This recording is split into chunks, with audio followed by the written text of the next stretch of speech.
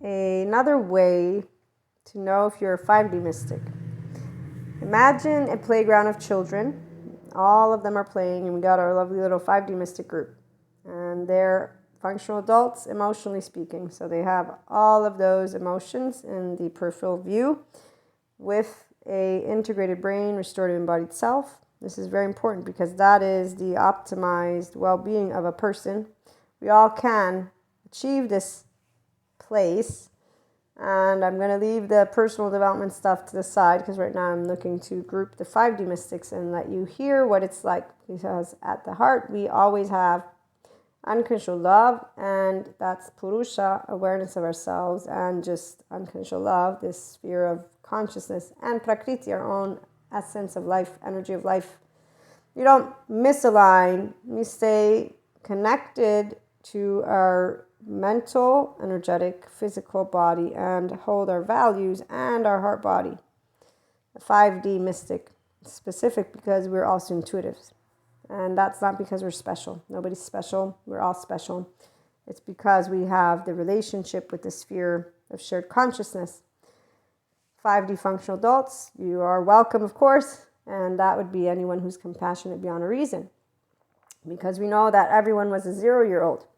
And with or without the trauma-informed education, you know that this evil thing, this devil thing, is not a real deal.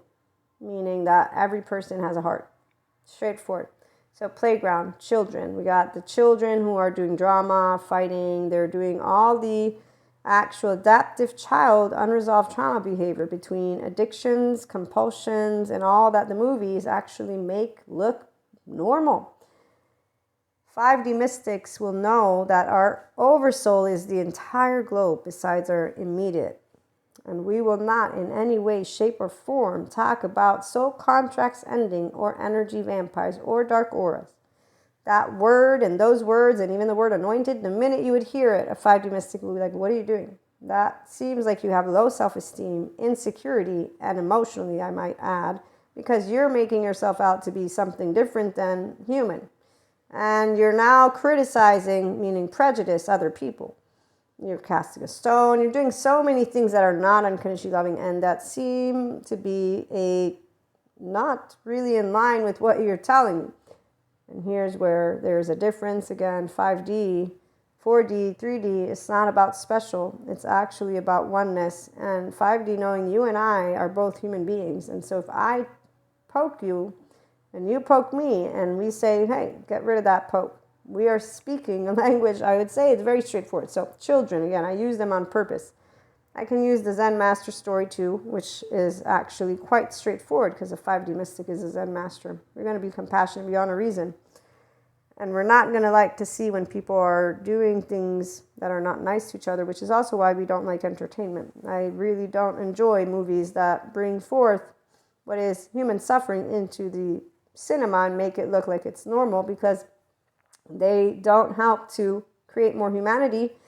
They certainly don't help to destigmatize the antisocial personality group. They continue to create exaggerations. And here's where people say, but we don't want to get rid of entertainment. No, in fact, we don't. And we don't want to make it boring either. But we also don't want to keep on treating people like they're evil or devils or demons. So here's where 5D mystics come into the mix and 5D educators.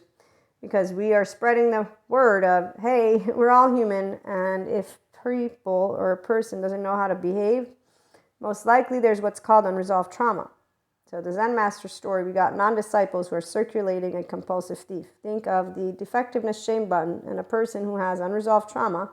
And in fact, we have plenty of examples of people who are in codependent relationships, and they're also codependent types. They try to change you or take care of you or vice versa.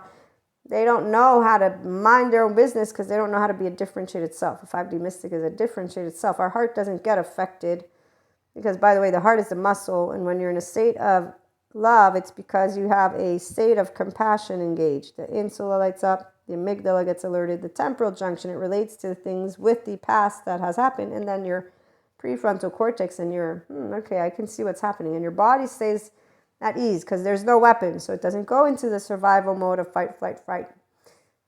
all of the non-disciples, as well as the compulsive thief in the Zen master story, they're all in yellow or red. They're in their survival mode. The Zen master's in their ventral vagal. Integrated brain, restorative embodied self, a conduit. We all can be a conduit, by the way. 5D mystics, the difference is we actually do channel because, well, that's something for a future, but you choose to not cut yourself off of the opportunity, or you're here to share with a collective. And so in this case, 5D mystics, here we are. And again, side note, but back to the stories. The Zen master tells the non-disciples, first he approaches, why are you circling this compulsive thief? And they're all circulating the compulsive thief because they thieved again. And so the master says, you must forgive them. And this is on a Sadhguru website. And he shares the story. So imagine the children, the 5D mystic little children, they don't approach the children who are being mean to each other. There's a difference, because if I'm a child, I'm going to see people being mean to each other. I'm going to be afraid of it. So I'm going to stay away and I'm going to be sad. The people who get mad, they're not actually looking at those little children like people. They are already beginning to be in the I'm going to come and do something about it, which isn't a bad thing. We all have threat emotions. Some of us use sadness and anxiety. Others have anger.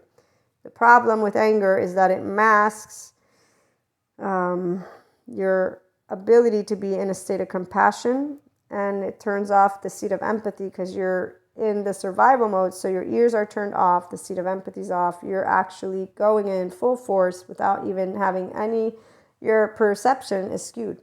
And you'll be using the past, which you may not know what it is. So you're on automatic, your autopilot is not being directed, you're not aware of yourself. Here's the difference with a person who is not in anger, but is in a threat emotion of sadness. I'm going to sit, or anxiety, and I'm going to, again, be alerted. Sadness, by the way, is a primary emotion. So when you're allowing it to be, no shame, no guilt, no blame, no none of that, you're actually going to be able to know I'm sad because I'm seeing something that makes me sad. Anxiety would mean that I'm afraid of it. So there's two different. But the anger threat emotion has this thing of certainty. So people will go thinking full force they're right. And then they make mistakes and they do things they are not happy about. And so here's where some may think that it's best to have anger. It's best to have emotional maturity. 5D mystics gain that in time, but that's where the love button, it's because we get sad when we see people who are not being kind to each other, not mad. And we go and try to help. But as I said, as a children, you don't. I mean, even if you did, you're going to probably get beat up by those kids because that's what usually happens. Unless you're a big person, then that's a different story. And that can happen, of course, as well. That doesn't change that you're going to be sad as you're moving forward and you see people not treating each other in a way that can be more humane. The updated trauma-informed experts explain there's no demons in the body of anybody. Like the whole demonic possession, neuroscientists have explained how our brain works, and they continue to explain the religious self and the reorganization of self. So here's where Patrick McNamara, to my lovely 5D mystics, go watch. He has one video, it's really great because it shows you and tells you about what the findings are when it comes to those demonic possessions. They're not demonic possessions, something breaks in the brain, and it's a fear receptor. So back to the Zen story, as the Zen master approaches and says, forgive them, the non-disciples at a certain point say, no, we won't forgive them because they've done it again, they'll do it again. And if you don't kick them out, then we're going to leave. So they even threaten the Zen master. And here's where the thief dissolves. Now, shame dissolves in a person once they're seen for who they are and they can welcome themselves. This is simplified.